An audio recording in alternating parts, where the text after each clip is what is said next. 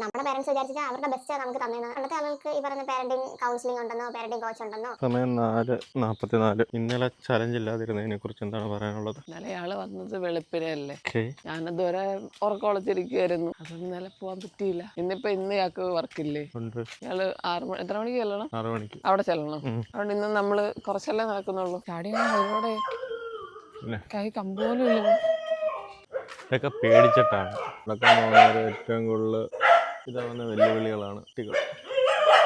ചുമ്മാ ഇരിക്കുന്ന പട്ടിയുടെ ഫ്ലാഷ് ഓണൊക്കെ കാണിച്ച് കടി മേടിക്കാൻ നടക്കുന്നു. ഒരു പട്ടിയുടെ കയ്യിൽ നിന്ന് കടി കിട്ടുമായിരിക്കും, പക്ഷെ ഒന്നേ അത് കടിക്കത്തുള്ളൂ. എനിക്ക് തൽക്കാലം കടി മേടിക്കാൻ താല്പര്യമില്ല. ഇവിടെ നമ്മൾ 30 ദിവസം കഴിഞ്ഞാൽ പിന്നെ നടക്കാൻ വരും. ഇവിടെ വീണ്ടും 30 ദിവസം ചലഞ്ച് പാടെ പോകണം. എനിക്ക് പേടിയാ, കടിക്കുവാണ് ചെയ്യും. നമുക്ക് അടുത്ത ദിവസം ഇവിടുന്ന് അങ്ങോട്ട് പോയാലോ?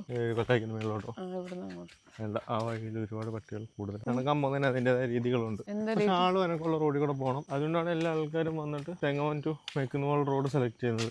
കുഞ്ഞിൻ്റെ അടുത്ത് ആരാടന്നേ? അമ്മ രാവിലെ വിചാരിക്കായിരിക്കും ഒരു ശല്യങ്ങൾ രാവിലെ വന്ന് എന്നെ വിളിക്കാനായിട്ട് എന്നൊക്കെ ഓടാൻ പോന്നേ ഓടാൻ പറ്റും. അതിന് നല്ല പാല് തിളക്കുന്ന മണമുണ്ട്. ഇവിടെ ആയിരിക്കും ചായക്കടയായത്. അമ്മക്കുട്ടി, കഴിഞ്ഞ ദിവസം നമ്മൾ ചൈൽഡ്ഹുഡ് ട്രോമാസിനെ കുറിച്ച് സംസാരിച്ചില്ലേ?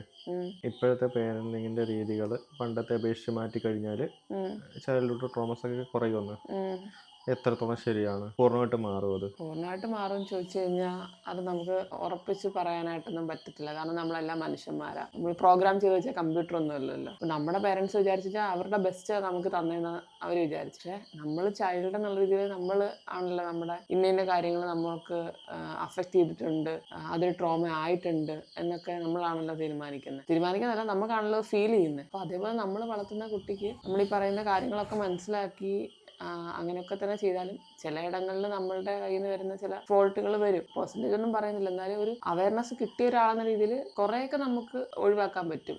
പക്ഷെ കുറച്ച് ഭാഗം അപ്പോഴും കാണും ഈ പറയുന്ന പോലെ. പിന്നെ പണ്ടത്തെ അപേക്ഷിച്ച് പണ്ടത്തെ ആളുകൾക്ക് ഈ പറയുന്ന പാരന്റിങ് കൗൺസിലിംഗ് ഉണ്ടെന്നോ പാരന്റിങ് കോച്ച് ഉണ്ടെന്നോ അല്ലെങ്കിൽ ഇങ്ങനെയൊക്കെ പറഞ്ഞു കഴിഞ്ഞാൽ ട്രോമാസ് വരുമെന്നോ അങ്ങനെയൊക്കെ പറഞ്ഞാൽ ട്രോമാസ് ഒഴിവാക്കാമെന്നൊന്നും അവർക്ക് അറിയത്തില്ലായിരുന്നല്ലോ. ഇപ്പോഴത്തെ ആളുകൾക്ക് വരുമ്പോഴത്തേക്കും കുറച്ചുകൂടി ഫിനാൻഷ്യലി സ്റ്റേബിൾ ആയ ആളുകൾക്ക് അതിനെപ്പറ്റിയുള്ള അവയർനെസ്സും ക്ലാസ്സുകൾക്കും ഒക്കെ അറ്റൻഡ് ചെയ്യാൻ പറ്റും. അതിന് പറ്റാത്ത ആൾക്കാർക്ക് ഇപ്പോഴും ഈ പറയുന്ന കാര്യങ്ങളൊക്കെ ഔട്ട് ടു അവെയർ അല്ല. എല്ലാവർക്കും ആ ഒരു അവയർനെസ് കിട്ടുന്ന ഒരു ലെവലിലേക്ക് വരുവാണെങ്കിൽ ഈ പറയുന്ന ട്രോമാസ് ഒക്കെ ഒരു പരിധി വരെയൊക്കെ കുറയ്ക്കാൻ പറ്റും. നിന്നെ സംബന്ധിച്ച് നിനക്ക് കാര്യങ്ങളൊക്കെ അറിയാവോ? എത്രത്തോളം? എനിക്ക് മുഴുവനൊന്നും അറിഞ്ഞുകൂടാ. കാരണം ഞാൻ ഫിനാൻഷ്യലി സ്റ്റേബിൾ അല്ലാത്ത ഒരാളായതുകൊണ്ട് ഈ പറയുന്ന പെയ്ഡ് ആയിട്ടുള്ള വർക്ക്ഷോപ്പുകൾക്കും പെയ്ഡ് ആയിട്ടുള്ള ക്ലാസ്സുകൾക്കൊന്നും എനിക്ക് അറ്റൻഡ് ചെയ്യാൻ പറ്റാറില്ല. പൈസ ചെലവാക്കി ഒരു അവയർനെസ് ഇതുവരെ എടുക്കാൻ പറ്റിയിട്ടില്ല എന്നുള്ളതാണ് സത്യം. ബാക്കിയൊക്കെ അവിടെ നിന്ന് ഇവിടുന്നൊക്കെ ചുരണ്ടി എടുത്ത് ഒന്ന് ലൈഫിലേക്ക് ഇംപ്ലിമെന്റ് ചെയ്യുക. നമ്മൾ ഒരുപാട് നേരത്തെ പോകുന്നതുകൊണ്ട് നമ്മുടെ സ്ഥിരം ആൾക്കാരെ ഒന്നും കാണാൻ പറ്റുന്നില്ലല്ലേ. സോ നമ്മൾ ഫൈനലി ഡേ 6 കംപ്ലീറ്റ് ചെയ്തിരിക്കുന്നു.